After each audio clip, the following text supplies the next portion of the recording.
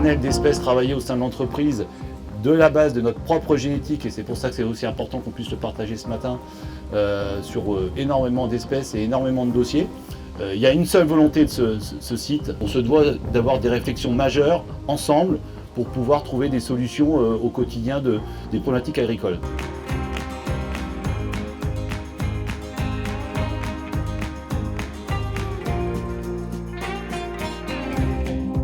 Aujourd'hui, on a tout un travail qui a été fait par la recherche pour identifier les groupes de gènes responsables de certaines tolérances au stress hydrique. Et donc il y a des marqueurs qui ont été mis sur ces gènes.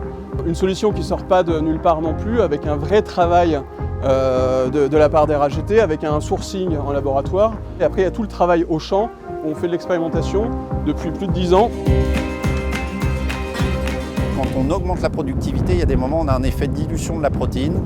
Avec SAS Gold, on augmente la productivité, on augmente le taux de protéines. Les couverts sont assez sympas parce que du coup ça fait partie des leviers qui permettent d'aller à la fois stocker du carbone parce qu'en fait on fait beaucoup de photosynthèse et surtout on restitue tout au sol, et en même temps de réduire les émissions parce qu'il n'y a pas que du carbone dans les couverts, il y a aussi de l'azote, et de l'azote, si on se débrouille pas trop mal, qui est restitué à la culture qui suit.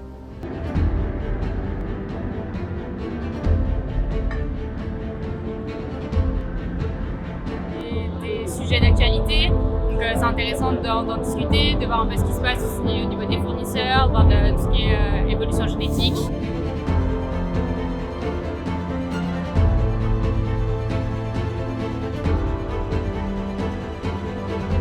La thématique essentielle de cette plateforme, c'est les solutions que peut amener RAGT Semences dans différents contextes qui peuvent être des contextes des fois un petit peu compliqués. Les secteurs en France où c'est plus compliqué aujourd'hui d'avoir accès à l'irrigation, donc le sorgho qui est une culture assez rustique et économe en eau, aujourd'hui a pu prendre la place dans beaucoup d'assolements.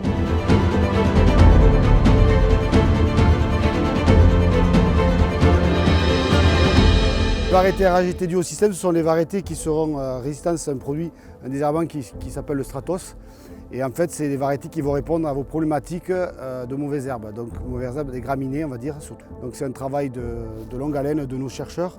On est les seuls semenciers à proposer cette solution aujourd'hui. Voilà. Et c'est vrai que dans les systèmes de monoculture maïs, voilà, il n'y a pas 36 solutions pour se débarrasser de ces graminées vivaces. Le mildiou du tournesol dans le sud-ouest, c'est un sujet majeur qui est très important à prendre en compte. Ce qui se cache derrière le GenCare, c'est des empilements de gènes qui permettent une résistance plus solide vis-à-vis du pathogène. Pour sécuriser l'implantation du tournesol, le Fortify, donc c'est un biostimulant qui est à base de 2 souches de bactéries qui sont naturellement présentes dans le sol.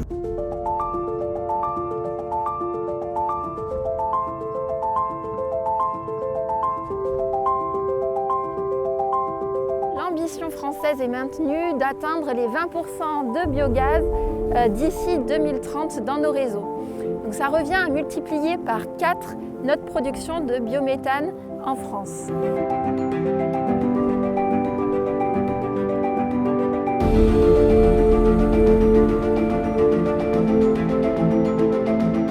On a un progrès génétique constant en triticale qui fait qu'on fait du grain, mais c'est aussi de la paille. Alors non seulement on a plus de paille, mais en plus elle absorbe plus.